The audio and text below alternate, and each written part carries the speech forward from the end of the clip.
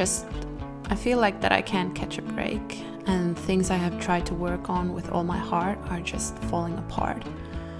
I just feel like I am not moving closer to my dreams in any aspect of my life, and I feel like I'm in a waiting room of sorts, and I have been there for a long time.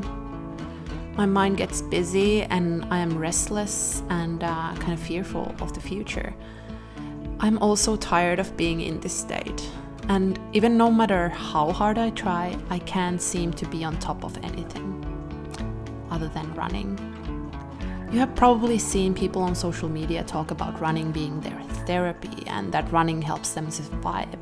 And lately, with heavier stuff in my life, I can really vouch for that.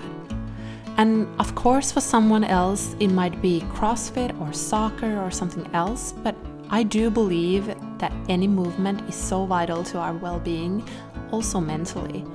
I can do hard things because I run. Now that I'm recording this voiceover, it is less than 2 months until New York City Half Marathon. How crazy is that? I have tried to diligently follow my training plan and, adjust when needed.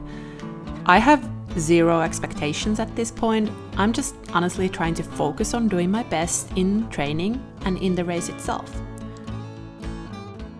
Because of schedules and weather conditions here in Helsinki, I have had to do most of my workouts indoors on a treadmill. And treadmill used to be my last resort, or only a way to warm up before a gym set. I know I'm not alone with my thought on treads. I think it's very common with runners everywhere. Obviously, the workout will be very different than on road, and I feel every machine gives me different pace feels and distances, but I make it work. Of course, I feel a bit limited on the machine. My legs don't turn as I would want them to, and I feel somewhat restricted.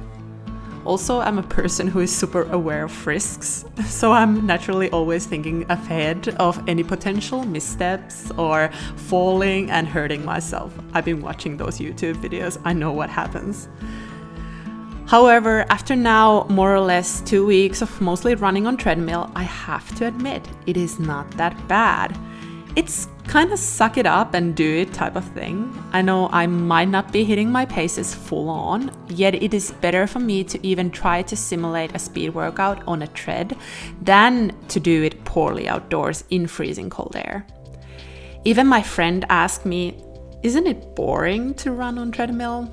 Well, yeah, sure it is. Well, for me, even some long runs or track workouts can seem boring at times.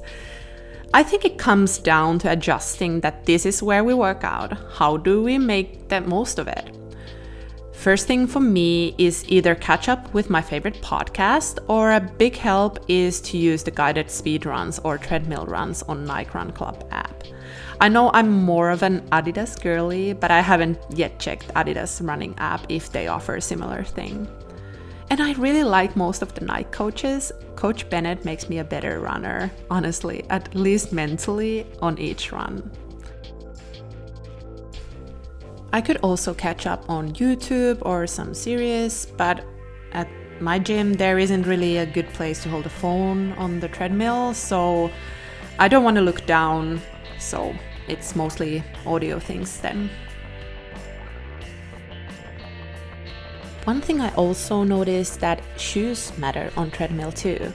I used to have this plain gym sneaker pair that I used for everything around the gym, but when I started my training for half marathon, I switched to my last summer's speed shoes, which are Hoka Mach 5s, but as they are a tad long for me, they are not really a great fit. My toes started to cramp on the treadmill, which is not good.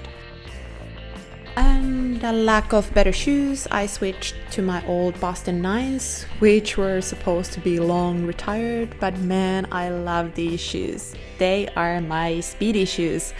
I bought them from a random sale on late summer 2021, which was a nice time overall, and these babies have seen some miles since then.